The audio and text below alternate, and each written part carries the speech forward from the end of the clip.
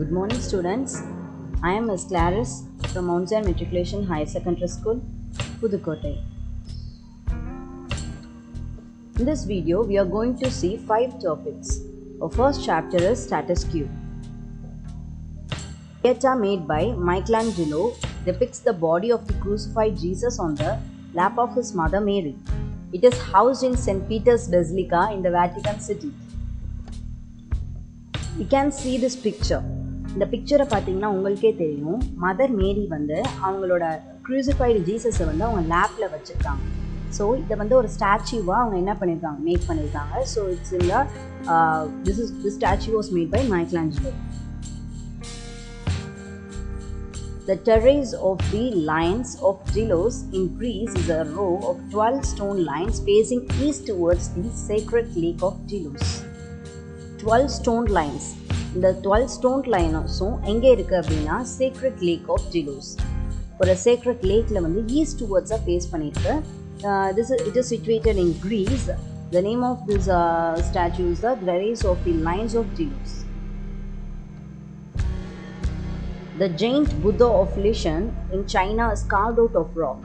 The gaze of the Buddha was supposed to calm the turbulent waters of the rivers Min and Dadu so that shipping vessels could ply. Or massive human figures made of stone with overly large heads in Easter Island, Chile. They are carved from the volcanic crater Rano Rapupu and were built to honor deified ancestors. The moi or a massive human figures or human figures மாதிரி இந்த rocks இருக்கும். So அந்த rocks வந்து எங்கே இருக்குது அப்படின்னா Easter island, Chile. Okay, so இந்த human figures மாதிரி இருக்கிறத ராக் வந்து ஒரு வொல்கானிக் கிரேட்டர்னால் என்னென்னா ஒரு பள்ளம் அப்படின்னு சொல்லுவோம். ஸோ வொல்கானிக் கிரேட்டர் அப்படிங்கிற இந்த கிரேட்டர் அப்படிங்கிறது வந்து ஒரு பள்ளம்.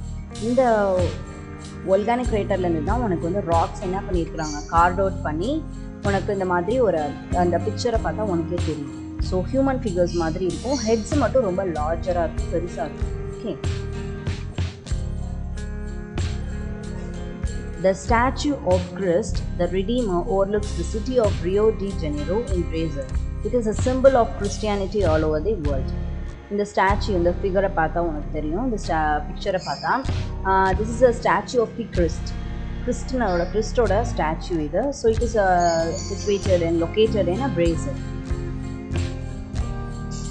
The Little Mermaid immortalizes the fairy tale of the same name. The bronze statue is by the waterside in Copenhagen, Denmark. இது வந்து ஒரு லிட்டில் மெர்மைட், ஒரு மெர்மைட் மாதிரி தானே இருக்கு. So it's a fairy tale, is it? ஒரு கடல் கண்ணி அப்படி சொல்லுவோம்ல.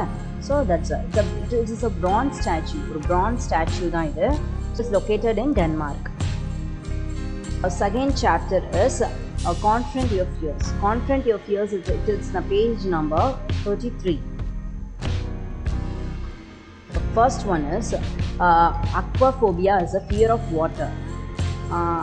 Fear of water அப்படின்னா என்ன, வாட்டருக்கு நம்ம பயப்படுறது தான். So the name of the fear is aquaphobia.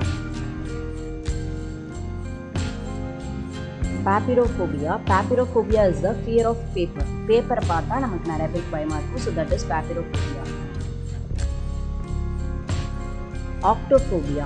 Octophobia is the fear of the number 8. 8ங்கிற நம்பருக்கு நம்ம பயப்படுவோம். So that is called as a octophobia. Autophobia is the fear of being alone. தனியாக இருக்கிறதுக்கு நம்ம நிறைய பேர் பயப்படுவோம். So that name of the fear is autophobia.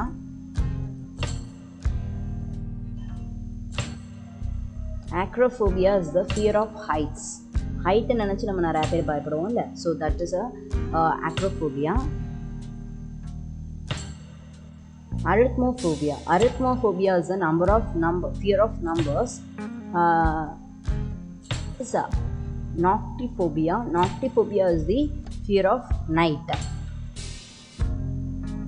Echinophobia is the fear of horses. Somniphobia is a fear of sleep. Insomnia we used to call as insomnia ன்னு சொல்லுவோம்ல நிறைய பேருக்கு. So that is a somniphobia. Chromophobia is the fear of colors. Scolionophobia is the fear of school.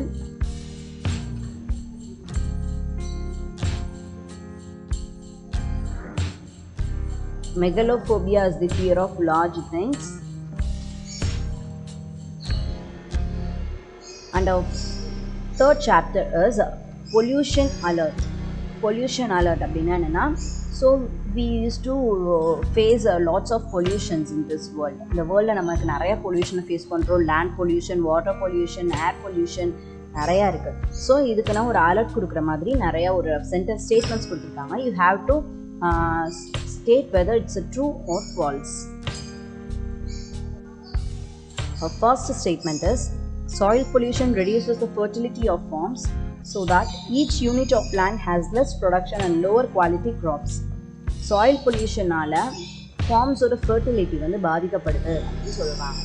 அதாவது soil pollution இருக்கிறதுனால நமக்கு நிறைய ஒரு மூட்டை உனக்கு நெல் கிடைக்கிற இடத்துல உனக்கு என்ன கிடைக்கணும், ஒரு அரை மூட்டை நெல் தான் கிடைக்குது. ஸோ ஒய் திஸ் ஹேப்பன்ஸ், ஏன் அப்படின்னா உனக்கு சாயில் பொல்யூஷன் ஆகிருக்கிறதுனால தான் இந்த ப்ராப்ளம் இருக்குது. It's a true. Second one, wearing masks is one way of reducing the number and kind of air pollutants that enter the human body. It's a true. Mask wear பண்ணுறதுனால என்ன பண்ணலாம், ஏர் பொல்யூட்டன்ஸில் இருக்கிற ஏரில் இருக்கிற பொல்யூட்டன்ஸ்லாம் நம்ம பாடியில் என்ட்ரு ஆகாமல் we can safeguard. One, noise pollution causes deafness, tiredness and stress-induced diseases. Noise pollutionனால deafness, tiredness and stress-induced diseasesலாம் நிறையவே வருது. So that's a true. You are not able to enjoy restful sleep because of light pollution. Human beings are not able to enjoy restful sleep. எதனால் ஒழுங்காக தூங்க மாட்டேங்கிற மனிதர்கள்னால் நம்ம light பொல்யூஷனால். நம்ம நைட்டில் light போட்டிருந்தா நம்மளால் தூங்கக்கூட முடியாது இல்லையா. ஸோ லைட் பொல்யூஷன் இருந்துச்சுன்னா we can't able to have a restful sleep. It's a true. Oceans do not have any water pollution. ஓஷன்ஸில் எந்த வாட்டர் பொல்யூஷனுமே இருக்காது அப்படின்னு சொல்கிறாங்க. It's true or false? Yes, it's absolutely false. Oceans do have water pollution. ஓஷன்ஸில் கட்டாயமாக water pollution இருக்குது. Next question is, planting trees reduces soil pollution because the roots hold the soil in place. It's a true.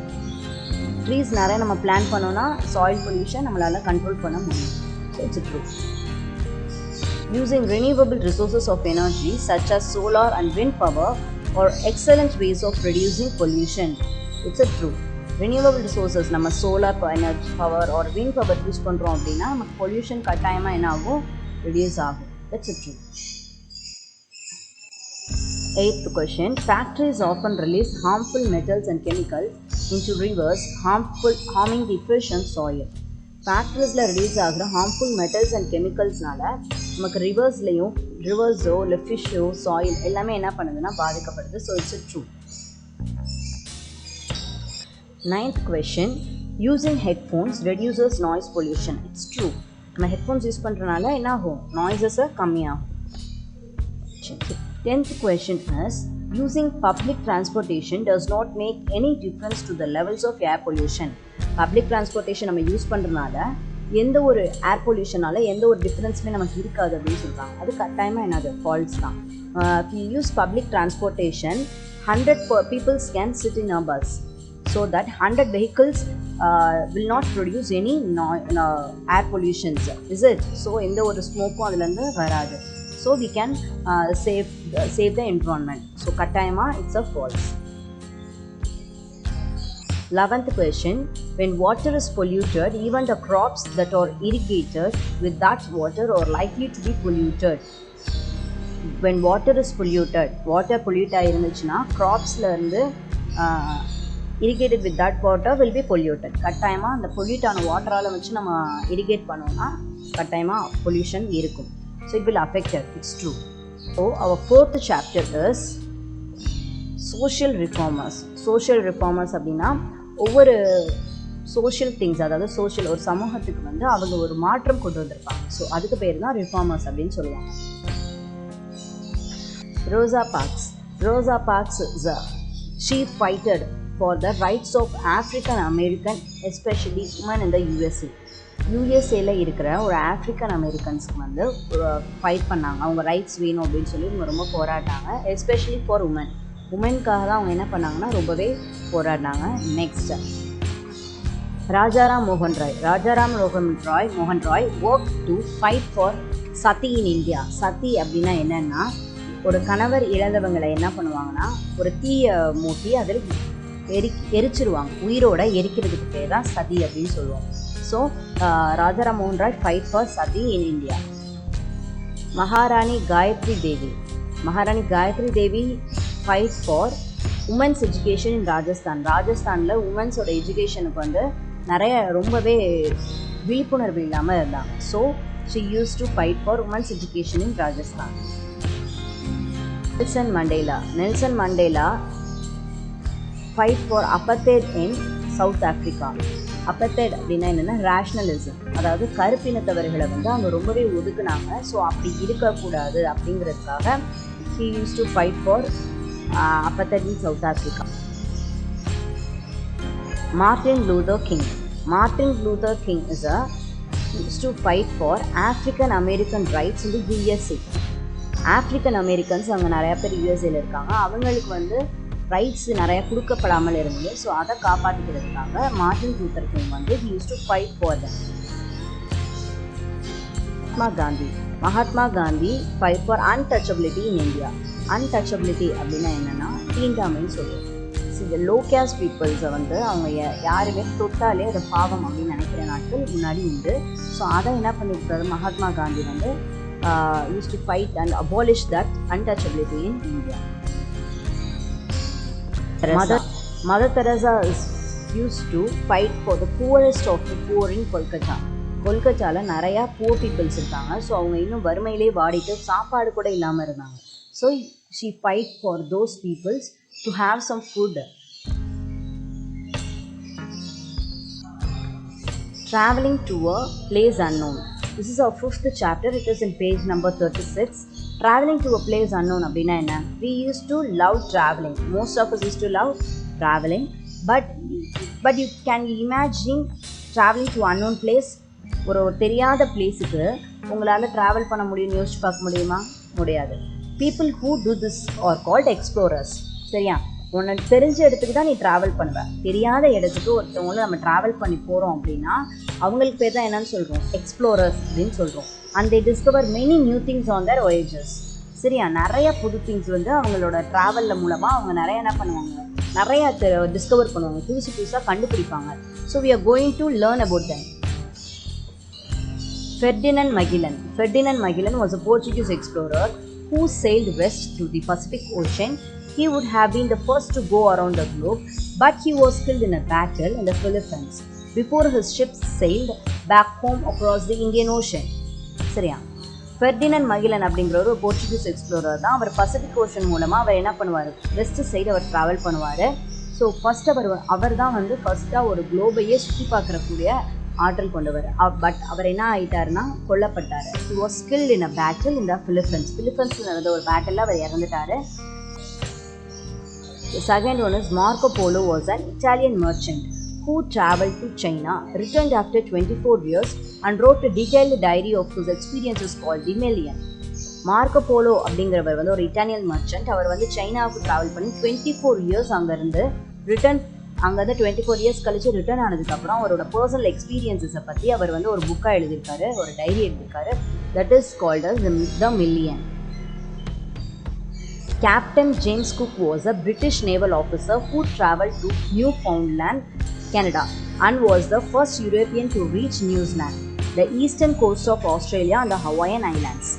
Captain James Cook அப்படிங்கிறவர் வந்து ஒரு British naval officer who travelled to Newfoundland, Canada. கனடாவில் தான் hour travel பண்ணார். and was the first European to reach New Zealand. நியூசிலாண்டை அவர் தான் first reach பண்ணார். the eastern coast of Australia and the Hawaiian Islands. He was the first one to reach New Zealand, eastern coast of Australia and the Hawaiian Islands as a European. யூரோப்பியனாக இவர் தான் first போய் reach ஆனார். Christopher Columbus traveled west from Europe. வெஸ்ட்லேருந்து யூரோப்பை reach பண்ணார் Christopher Columbus and completed 4 voyages across the Atlantic Ocean and began the colonization of the Americas. 4 voyages, அதாவது 4 பயணங்களை அவர் மேற்கொண்டார். எங்கே? அட்லாண்டிக் ஓஷனில். ஓகேயா?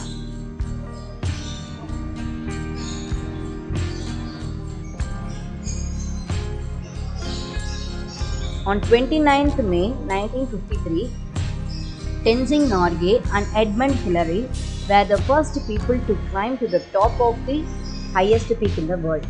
1953 29th மேல Tenzing Norgay and Edmund Hillary அப்படிங்கிறவங்க first people to climb the highest peak in the world. வேர்ல்டில் இருக்கிற highest peak அவங்க தான் first climb பண்ணாங்க. That is the Mount Everest. Highest peak எது? Mount Everest.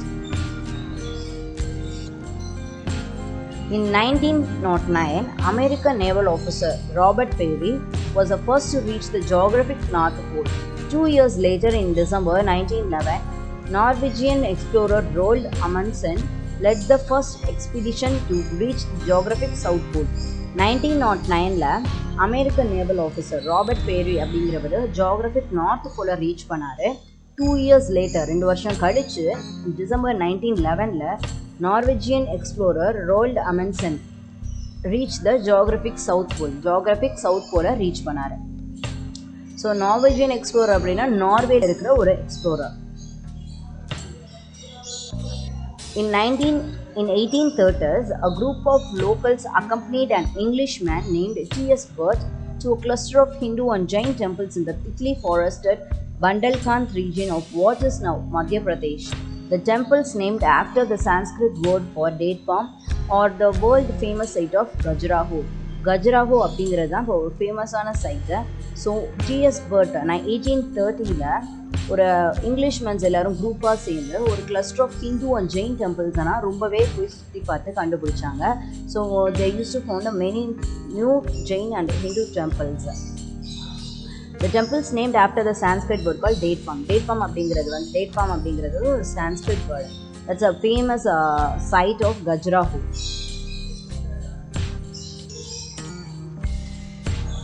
Two of the most sought after destinations by intrepid but gold hungry explorers have been El Dorado in Colombia and Shangri-La in Tibet or China.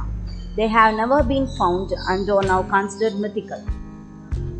El Dorado in Colombia and Shangri-La in Tibet or China ரெண்டு பேரும் gold hungry explorers. Interpreted அப்படின்னா என்னென்னா adventures அப்படின்னு சொல்லுவாங்க. Okay, so இவங்க ரெண்டு பேரும் gold hungry எக்ஸ்ப்ளோரர்ஸை பண்ணாங்க. Vasco da Gama, the Portuguese explorer, traveled east and reached India by sea. நான் ஃபஸ்ட்டே உங்கள்கிட்ட சொன்னேன்ல, இந்தியா அப்படிங்கிறத நம்ம யார் கண்டுபிடிச்சா நமக்கு தெரியாது. So Vasco da Gama, the Portuguese explorer, he is a Portuguese explorer. He reached India by sea. Sea கடல் மூலமாக அவர் ட்ராவல் பண்ணி இந்தியாவை ரீச் பண்ணார். அண்ட் ட்ராவல்டு ஈஸ்ட் டுவர்ட்ஸில் he traveled and found இந்தியாவை ரீச் பண்ணார். Thank you.